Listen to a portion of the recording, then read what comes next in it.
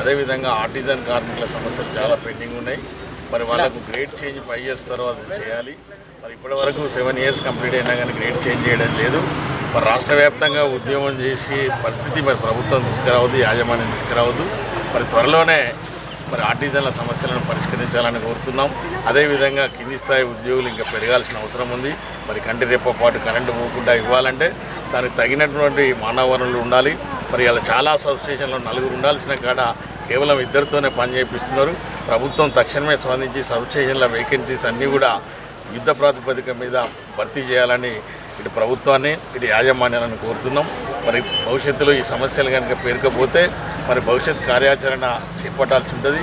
మరి ప్రభుత్వం కార్మికులు రోడ్డెక్కక ముందే మరి కార్మికుల విద్యుత్ కార్మిక సమస్యలను పరిష్కరించాలి. అదేవిధంగా 2004 వరకు గవర్నమెంట్లో మాదిరిగానే మన విద్యుత్ ఉద్యోగులకు కూడా పెన్షన్ సౌకర్యం కల్పించాలి. ఇది చాలా పురాతనమైనటువంటి డిమాండ్. దాదాపు 15 ఏళ్ల నుంచి కొట్లాడుతున్నాం.